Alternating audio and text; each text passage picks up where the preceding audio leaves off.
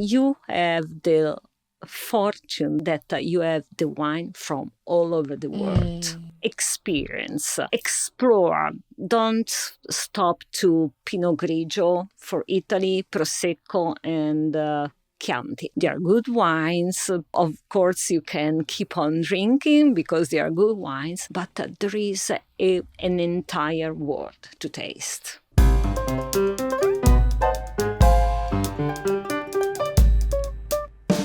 Welcome to Modo di Bere, the podcast about local drinks and local sayings. I'm your host, Rose Thomas Bannister.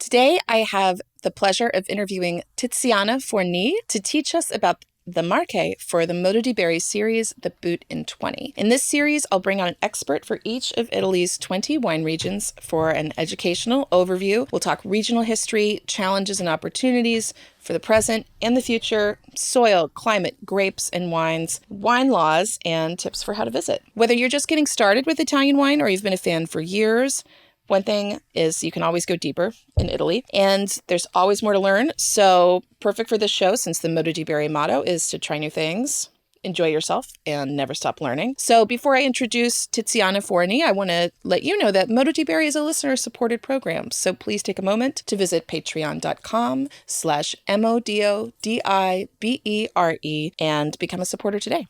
Tiziana and I will be here when you get back.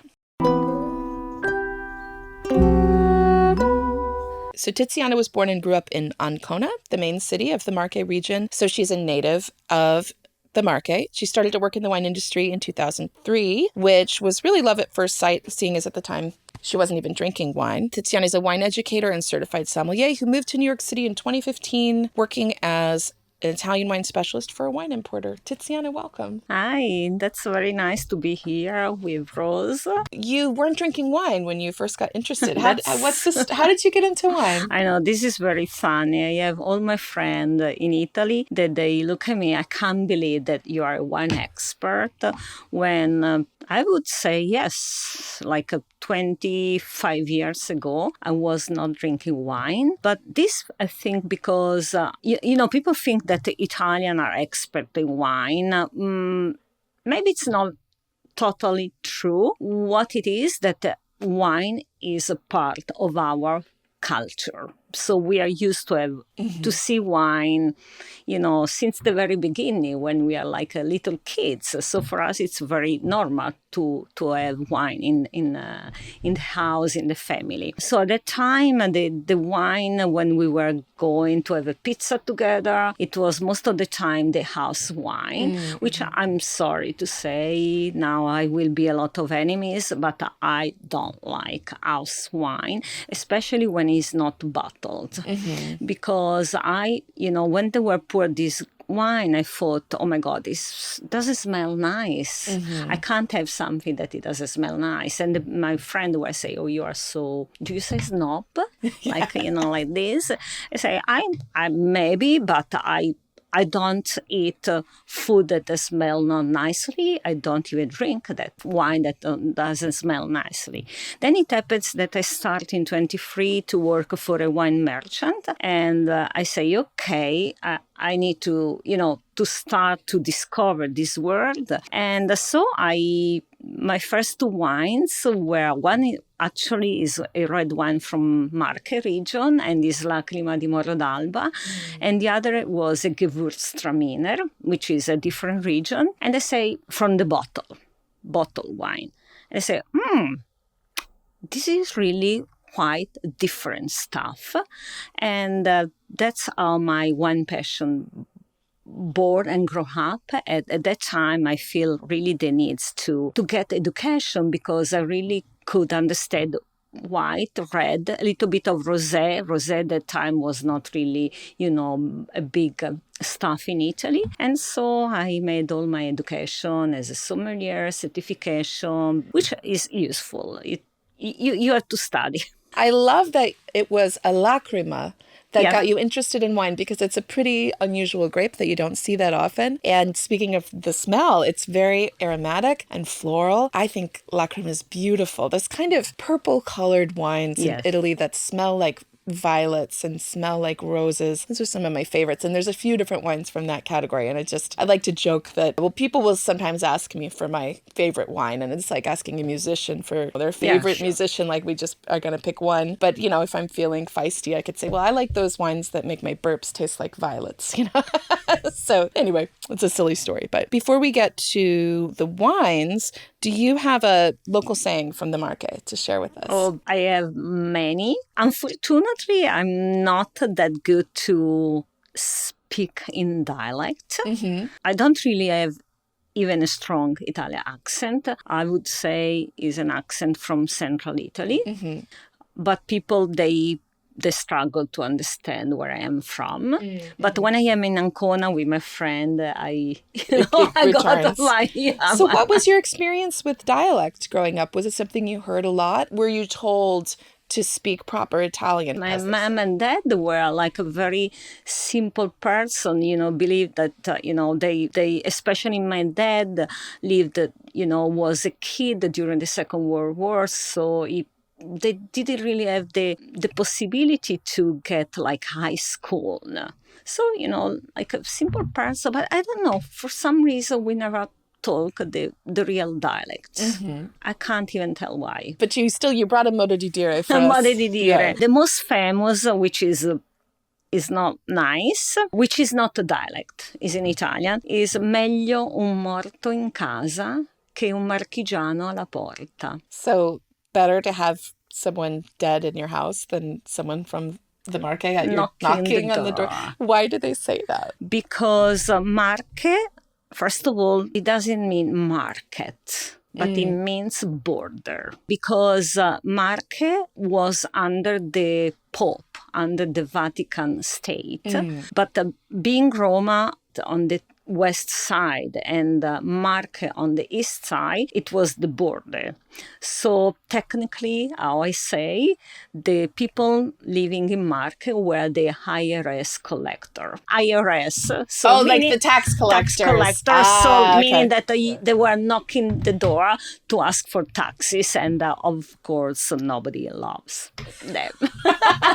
So when I'm in Italy, I notice that, you know, you will use the definite article to refer to the regions. And the reason I'm saying the Marche instead of just Marche is, I think it's like a plural region. What's the reason for that? That's very correct, very true. Good insight, because all the name of the region in Italy are singular. So you say la, which is the article Toscana. In the case of Marche, is a plural noun. So you say le Marche, which is the article in the plural form. So the borders. So it's le Marche, where you have la Toscana, il Lazio. Oh, I wonder why Lazio. La Campania, il Piemonte. Why are some of the regions masculine and some of them feminine? Because the regular rule in Italian is when a noun ends in O and I think Q. You know, when you speak the language, sometimes it's difficult to get out the grammar rule. But in any case, ending in O is masculine. Ending in A is feminine. But il Piemonte... Sorry. We are Italian. We have exceptions. But why is it plural? Because the singular is La Marca. La Marca. La Marca di Ancona, which is the main city. La Marca of Osimo, which is another city. La Marca di Fano, which is another city. So altogether, le Marche. So does Marca mean... You said it meant border. Does it mean brand? Like No. It's from the Latin and means like the city, the town. And so altogether, the Marche means that they were at the border. Where is Marche located on the map? So on the map, I think, I can show for the video. Yeah. So for those that are just listening, is central Italy. and is on the east coast, so on really on the Adriatic Sea. For those that they are, on the video, maybe you can show where is Marche. North is bordering with Emilia-Romagna. On the west, Umbria, and a little bit of Tuscany. The corner is Emilia-Romagna, Tuscany, Umbria, Lazio. It's very small. Lazio. And then Abruzzo. And on the east side is Adriatic Sea. So it borders several different central Italian regions. You can see, again, unfortunately for those listening, is a little bit more difficult. The territory is mostly hilly and mountainous. I would say like a 40% hilly, maybe even 50, a good 20-30% mountains. There is not really flat land. Which is good for wine, right? Typically some elevations, some but slope. Also what is very interesting, if you look from north to south, you see river. Okay. Oh, yeah, okay. There are 13 rivers from north to south that they really flow up in a parallel way. Oh, yeah. And the shape thinks like a big hair comb. Okay. Yeah, okay, that you have and this is very good for the climate because, of course, everybody knows the water is, thermoregulation. And so you have this valley and you have the mountains with the breezy and the cooler area, and you have the breeze from the ocean. But also what is very important, this side are the Balkan. So Marche usually have a lot of cool air from the Balkans, and typically this part of East Coast is a little bit cooler. In the past, we used to have a little bit more snow. I am from Ancona. You can see that Ancona is really on the water, but we had a lot of snow typically. I would like to say, I try to say modo di dire. Oh, sure. In Anconetano. So if anybody from Ancona or nearby is listening, I'm pretty sure that knows, and is a discore ne fadiga. A discore ne fadiga. Which means a parlare non è difficile. It's not difficult to talk. Correct. Ma a fare, which means a parlare non è difficile, ma ad agire. Ma ad agire. Spesso è molto più difficile. Spesso è molto più difficile. Meaning that people talk, that's it. But they don't do anything. Can you say the whole phrase for us? A parlare ne fadiga. That's everything. Okay. Yeah. Oh, is fadiga like to make you tired? Fatica. Fatica. To make an effort. Okay. So it doesn't cost you much effort to talk, right? Yeah, correct. So we would say in English, talk is cheap. Yes. Yes. Talk is cheap. Yeah, sure. Yeah. Or maybe ca che baia non mucciga. Ca che baia non mucciga. Cane che abbaia non morde. To baia, is that to bark? Yes. So the dog that barks doesn't die? Doesn't bite. Doesn't bite. Yeah. So means that person that, is very agitated, screaming, most of the time is Innocuous, yeah. Those are great. What is the Marche known for besides wine? Of course, all Italy, I would say, is a beautiful country, and all the region are beautiful. What I think is very appealing in Marche, that is really an off the beaten path. I mean, people especially from United States, if they think to go to Italy, I don't think that the first thought is to visit Marche, but I think that is very interesting, especially for those people that they don't want to have a mass tourist place, which is Marche. So in terms of what is well known, I would say that in terms of beauty of nature, you have mountains, you have hill, and you have a beautiful beaches. The mountains, especially there is a mountain that is called Monte Pilato, the Lago di Pilato, which is a glacial lake. There is no river. So it's just still. Yeah. So it's really, really beautiful. Then you have the Conero area, which is along the coast. And you have this, we call monte, it's more a hill because it's 500 meters, that it really go in the water. And it's totally green. Then you have a beautiful formation like a small canyon in the South Marche that we call Calanchi. But also we have the Grotte di Frasassi, which is our caves that are made with,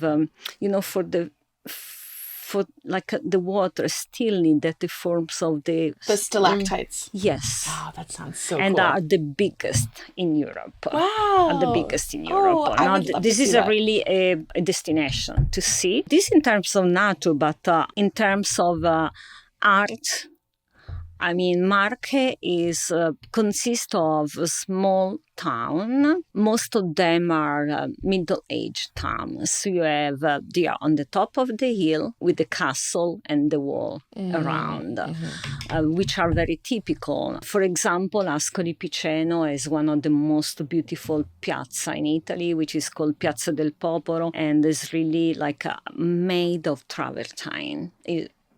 Is something very, very beautiful. Made of what? Of marble. Travertine. Travertino. What is travertino? Is a white marble. Oh, wow. Okay. That sounds amazing. It's a kind of marble. I mean, I'm not talking of Ancona because it's my it's my home. It's beautiful, but when you live in a place, maybe you appreciate less than the other part. This is very interesting. Maria Montessori is from Marche. Ah, okay. So that's a famous name about the educator with the Montessori schools. Yeah, which in Italy is not a education system that is in the primary school. Don't ask me why. I don't know. I don't know the reason, but here is very famous. Around the world, it's famous. Yeah, it's very famous.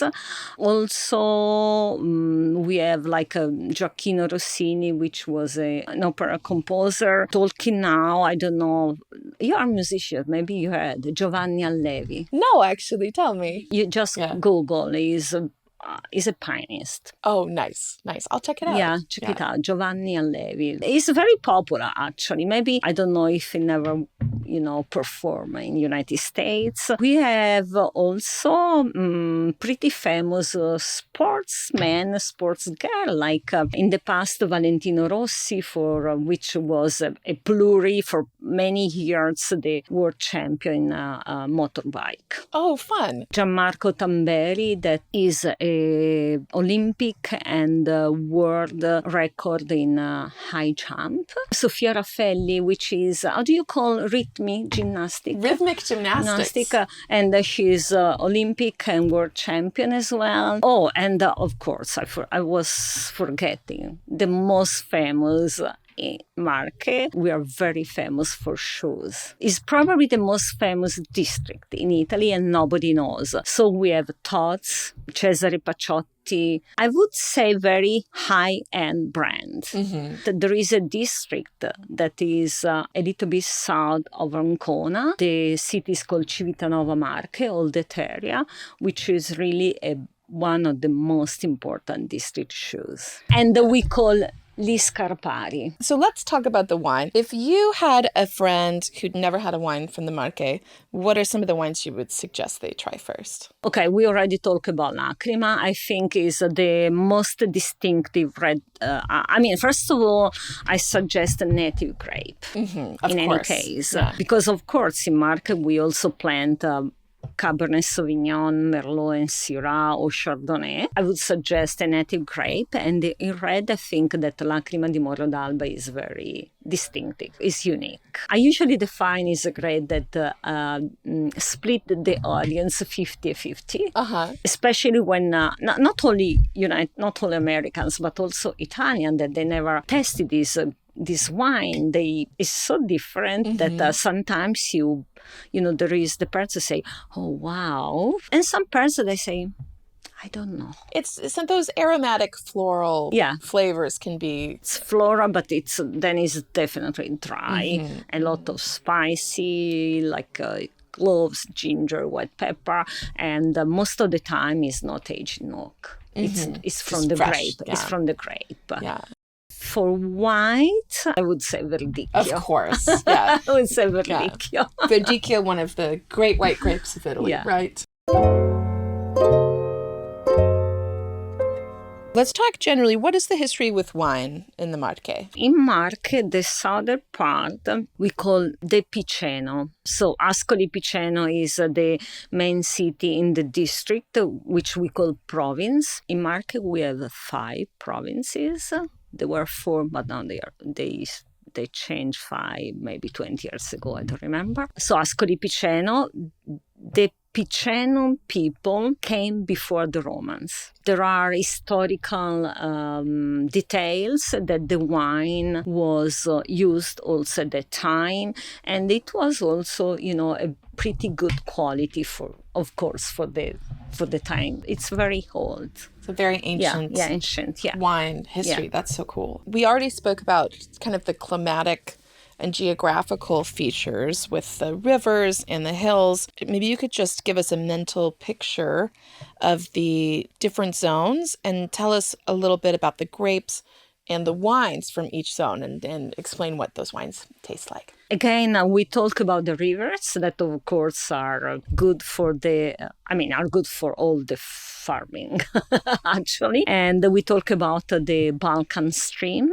Let's think like kind of 3 different areas, which is one is in the coast, one is in the middle, and then you have the mountains. So in the coast, you have more like sandy gravel and of course marine sediment. Okay, seashells. Yeah, a little bit. Yeah, not totally, but yes. Then you have the middle area, which is more clay formation, and then you have the higher area that is more like a granitic marley formation. In terms of DOCs, DOCGs, what are some of the most well-known or important areas in your opinion? In Marche, there is not really area. The DOCG are 5, and the oldest, the first DOCG was a one that probably nobody knows, Vernaccia di Serra Petrona. Then there is Verdicchio,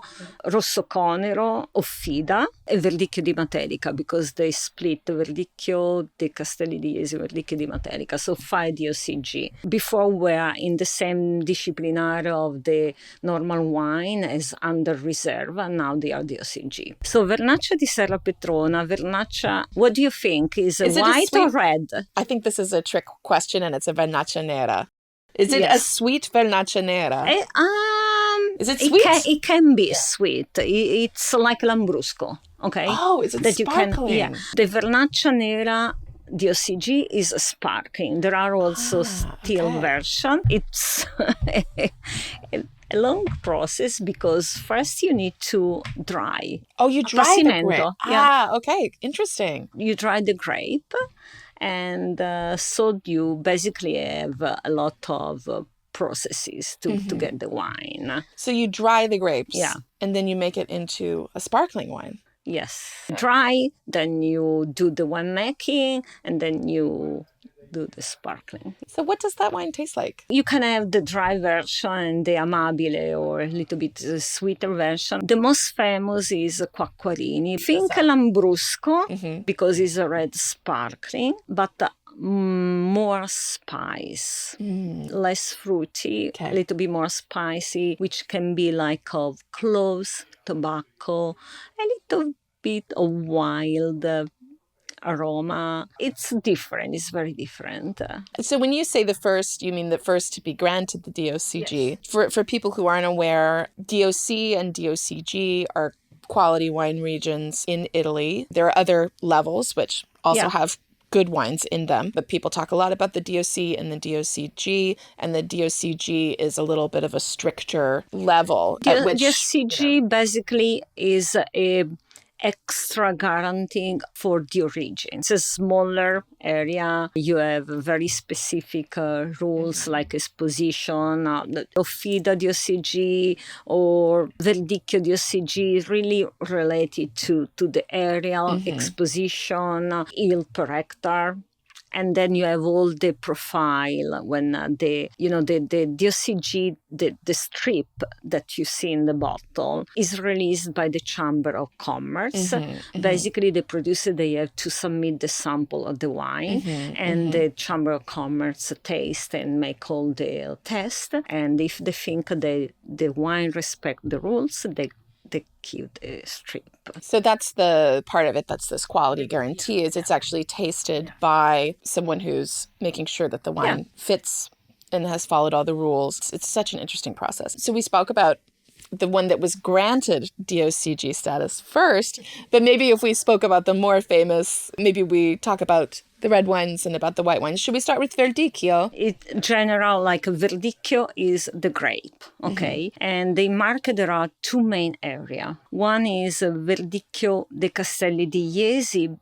So Castelli di Jesi is an area which is much closer to the coast. Okay, Verdicchio di Matelica. Matelica is the name of the town, which is really, really under the mountains. So the Matelica has all the mountains. Very different climate. The Verdicchio de Castelli di Jesi is what we call coastal. In Italian, we say is fatter because it has a bigger texture. You have acidity, you have a lot of fruit, you have mineral tone, which mineral doesn't really mean a lot, but you have a little bit of flintstone. It's rich. It's a white wine, but it has really a lot going on. The Verdicchio di Matelica, on the other hand, because of this cooler climate, is a little bit leaner. Very elegant, but a little bit leaner. So it's really surprising how the same grape has a different behavior. I'm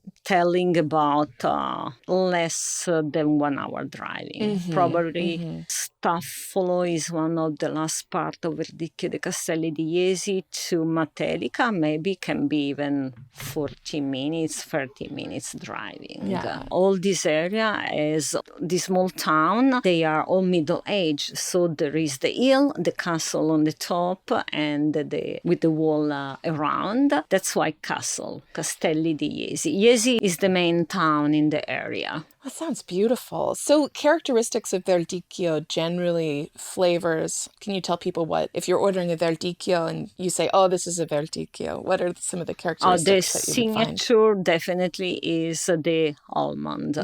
That it has this almost signature, but in a pleasant way. It's not a bitter. Then it depends, of course, from, the production and everything, but we are not talking about any specific brand. Typically is the almond that you really feel as a back finish. For those that they can see, usually feel like here. You feel it on the end, this little bitter, like not bitter, but no, it's a pleasant note. bitter. It's an almond that's very pleasant. That's usually the typical signature of Verdicchio. And Verdicchio, I feel that the reputation of this grape and the excitement about the wines in the wine industry has been kind of something to talk about in recent years. Could you tell us about that? I believe that Verdicchio for sure is one of the most popular white wine in Italy because it has, of course, is a wine that can age, and I really, really invite everybody not to ask for the current vintage. In a few months, the 2024 will be released. For Verdicchio, wait. At least 2023, if you find everybody, I know, I want the new vintage. But this wine really gives the best after a while because it's rich, it has a lot. We usually say un rosso vestito da bianco. A red wine dressed as a white. Yeah. Because of the ageability. Believe me, taste some, especially in the version Classico Superiore for sure. You will be very happy. In some way, unfortunately, the Verdicchio in the past was considered a kind of cheap wine, like a pizza wine. There was some marketing process that probably they didn't achieve the result. I don't know. That was I'm talking about like 30 years ago, and I was not in the wine industry. Of course, I mean the quality now is better, I would say, for every wine. Sure.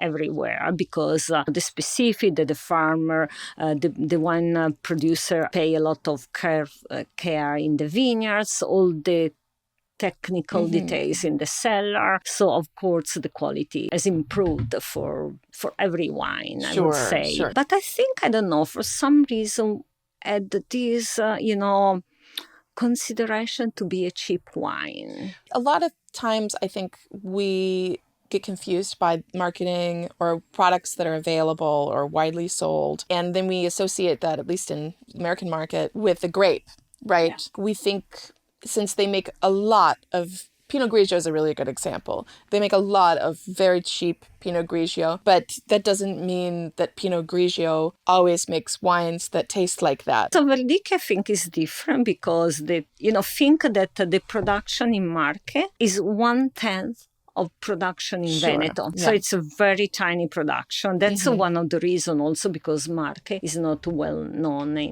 for the wine. I mean, Veneto, they have Pinot Grigio, Prosecco, Amarone. Right. And the production is big. That was the past. Now, in the last, I would say, 10 years, luckily, the Verdicchio got back to be known more as a quality wine. Yes, yeah. So let's talk about the reds from the Marche. I just would like to add the one white wine in Marche that is, and believe me, is so popular now, Pecorino. Pecorino, of course. Pecorino is really on fire now. I struggle, to present Pecorino and Verdicchio because I like both, but now Pecorino. I think the people are also curious for the name. Oh, yeah. So tell us about that. Pecorino is a big success in the last 20 years because it was a grape for its characteristic that was almost dismissed because it needs a lot of care in the vineyards, but also the yield per hectare is very low. So I think in the 60s, they were not interested in having low production. They were more interested to have big production. Yes. Luckily, there were some people in the market, some producers, that they wanted to have this grape back, and they found some raw Prephyllosera, just, we old don't vines. Old vine, let's say, old vine, in a place that is called Acquasanta Terme, and is very high, like 600 meters. And at that point, they started, to plant in a little bit lower area. And the very first bottle was Vino da Tavola, table wine. And then Marche IGT, 2001 DOC, and 2011 Offida DOCG. So in Marche, Pecorino, if it's under Offida DOCG, is the DOCG, because there is also Pecorino from Abruzzo, but now we talk about Marche. Offida DOCG, Pecorino. The progression that you just described, I think, is a good microcosm of the Italian wine laws. You can see something that these designations are kind of a recognition of quality, progression in quality. No, what it was important that you don't get the DOCG easily. The producer need to be together. Right. Having the DOCG in basically 20 years means that there was big interest, and because the wine was, now Marche is more a white wine region. Yeah. With Pecorino and Verdicchio. There are other white wine like Bianchello, Ribona, Passerina, many white grape, and we should taste, when I have the possibility, Garoffanata. For me, is new. Mai sentito. Ribona or Maceratino is the other white grape. There are so many. Bianchello is more called Biancame, and Bianchello is the name of the wine. But okay, red. Oh wait, but one more thing. Yeah. Tell us about Pecorino. What it tastes like generally. Pecorino is first of all why Pecorino.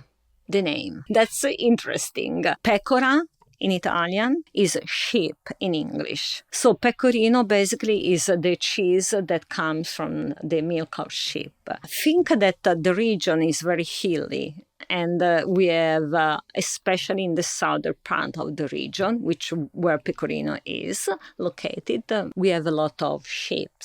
During, especially in the summer, the shepherd brings the sheep towards the hill because they can get feeded, they find much more grass. It looks like that the sheep love the grape. There are two options, that the sheep love the grape or the shepherd was eating the grape. We don't really exactly know which is the true, probably the shepherd, because usually sheep eat the grass. But there is this vision, or this legend at least, that the sheep were eating the pecorino grapes. Yeah, so that's the name Pecorino, which is a fun name because people think, oh my God, cheese? It doesn't taste like cheese because it would be a big problem in a wine.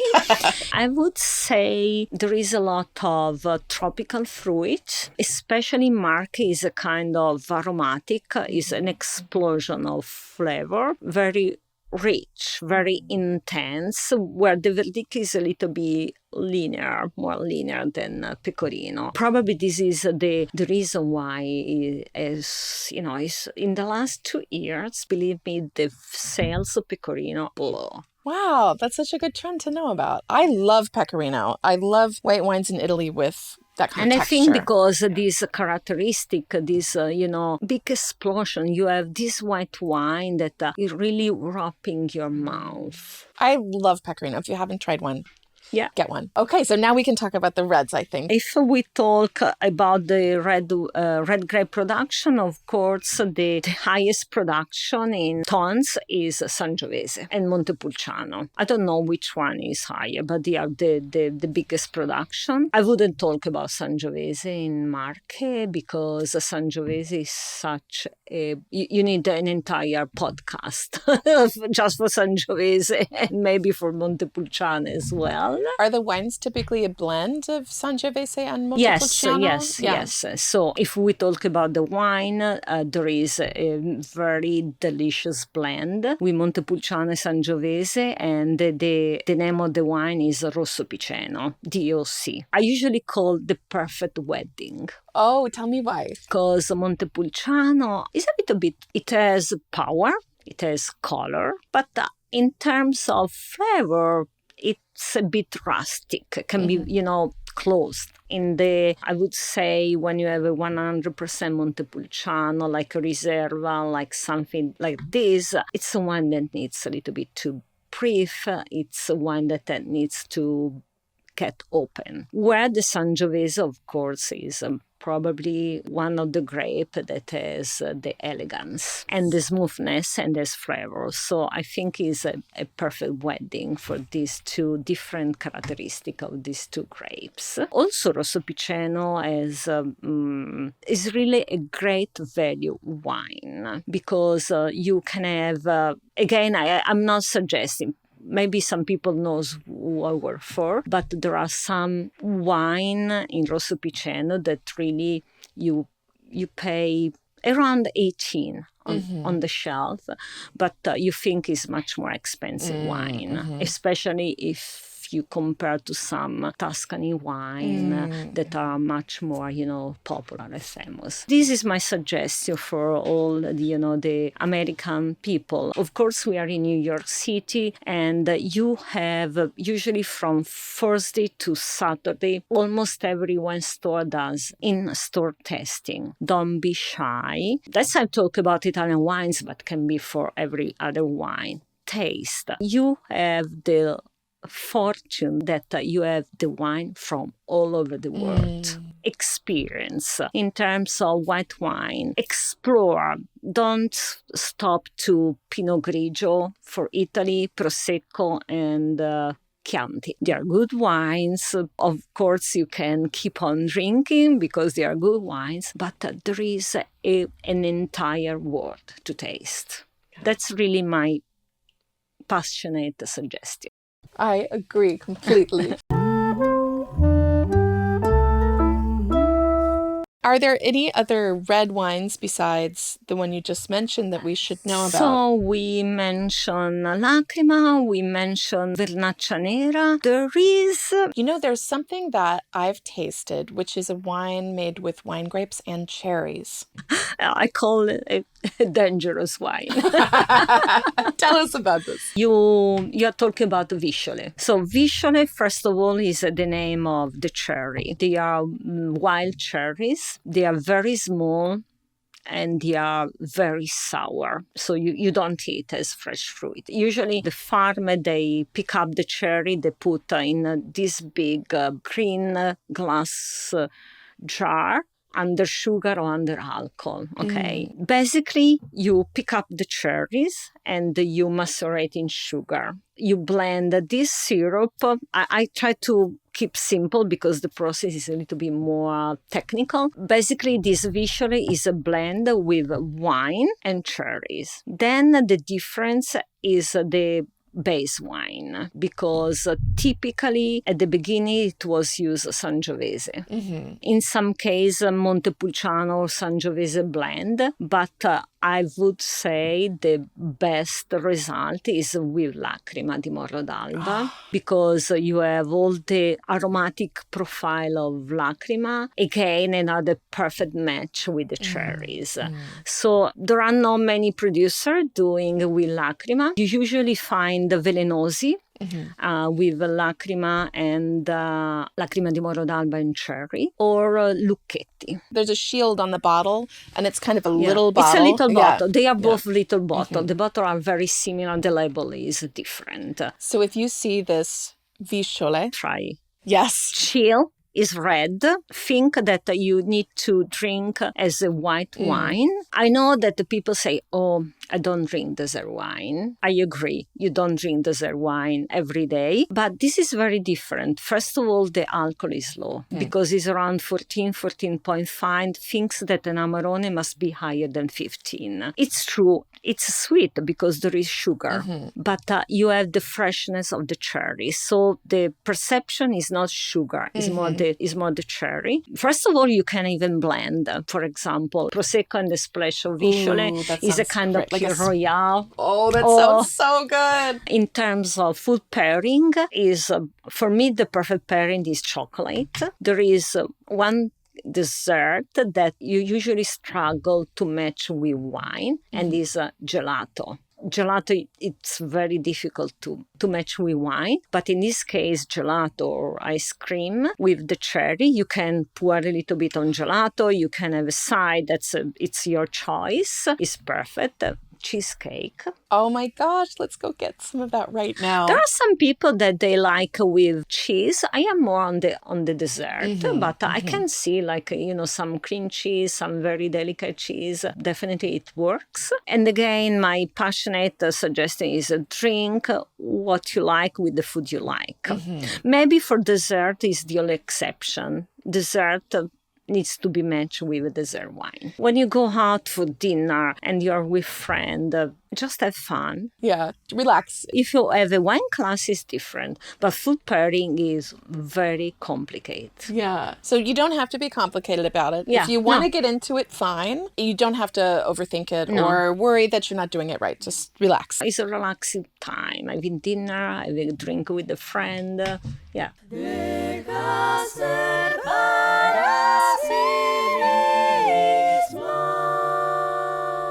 What are some opportunities and challenges that you see for the wines at the market today? The big challenge is that most people don't know Marche.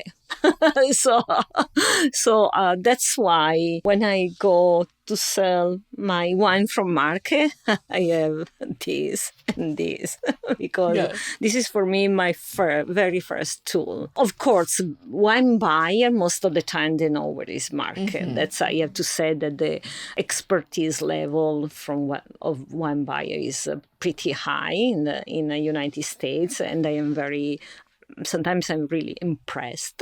But the first challenge is that people, they don't know basically anything about Marche. So that's, I think, it's very important to talk about the region, the culture, because the wine in Italy is really strict tied to the culture of the region, to the food of the region. I think this is the biggest challenge because sometimes the producers are tied to the big names, the big brand, which of course they made a great job. Most of them, they produce, beautiful wine, but again, experience the region. Maybe the first time you don't get, because it's very, it's much easier to buy an expensive wine where you had the comfort area that the wine spectator has given 95, 96. And in any case, you have this kind of solid psychological background.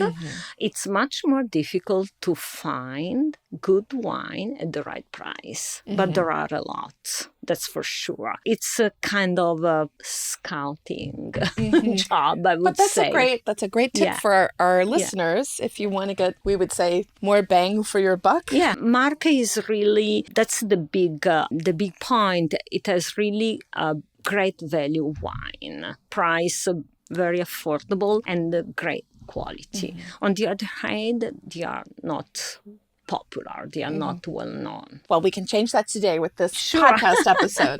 Diffuse it everywhere. So how is this region being affected by climate change? I have to say that since 2020, 2021, 2022, and 2023, very hot.